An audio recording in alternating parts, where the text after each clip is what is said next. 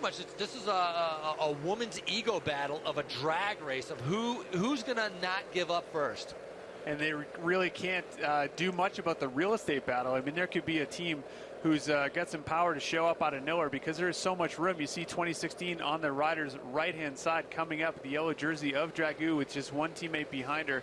Again, not the best sprinter in this group. Dragoo has got that yellow jersey because of winning it on a climb yesterday on a technical, difficult course in the rain. So today, a flat, fast sprint, not really her kind of game. So it's going to be up to her to do something very special to hold on to that yellow jersey while the United Healthcare train, Frankie, is just setting up perfectly. And I'm surprised. It's almost like Dragoo is leading out some of her other teammates. Normally, you wouldn't see the yellow jersey be the first one from that team. Her teammates should be in front of her, helping to bring her up. But that's a team player that Ali Dragoo is. She won yesterday. She wants to be able to help out her teammates. And right now, United Healthcare continues to drive it. When they come around, they're going to have one lap to go.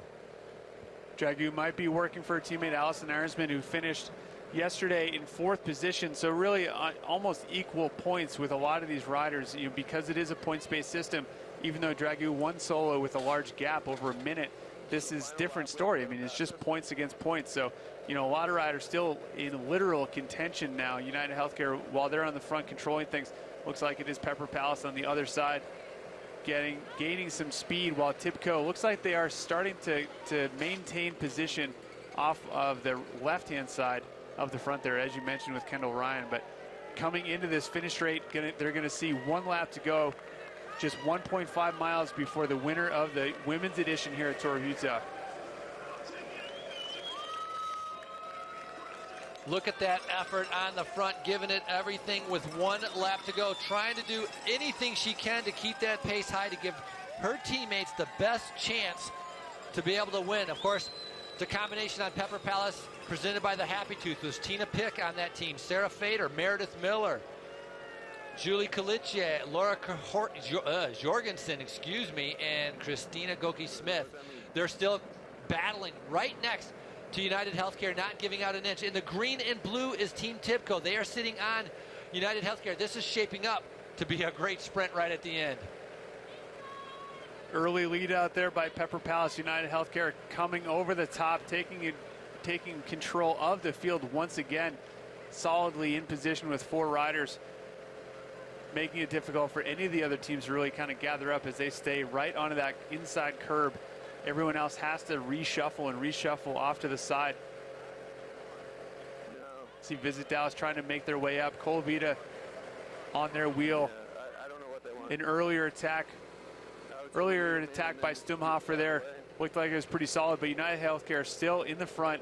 Now just down to 3 riders after burning off one of their teammates before this turn here.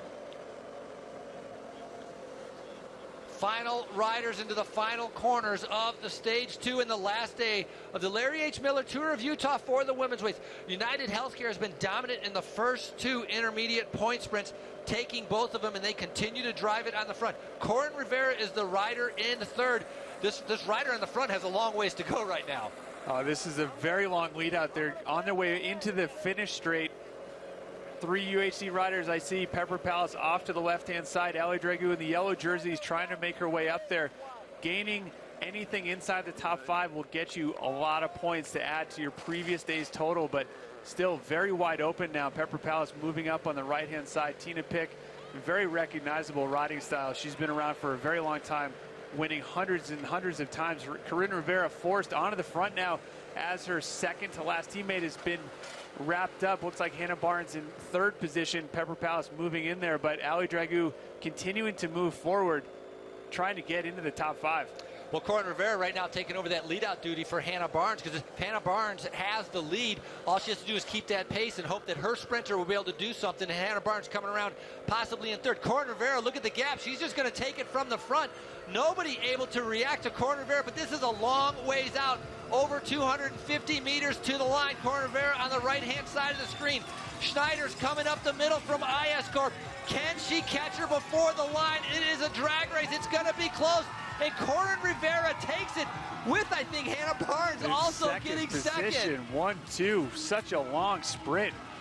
Looks like it was very taxing for those riders to hold it from that final corner, but Wow, what a fast sprint by that crew. What an incredible sprint by United Healthcare. And there's the crash. Her foot came out, and so then she ends up falling right at the finish line. She nails her knee. Definitely a scrape there.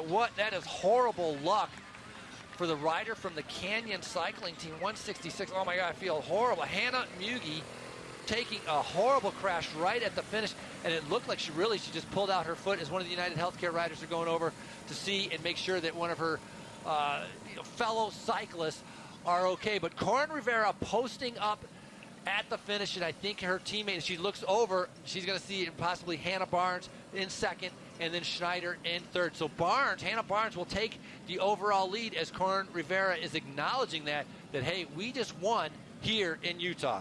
The divide and conquer technique worked perfectly because Rivera went early and went alone. It was up to the other riders to really kind of react. And Hannah Barnes got a free lead out all the way up. Muscle, she's one of the fastest sprinters around. 2014 U.S. Criterium champion.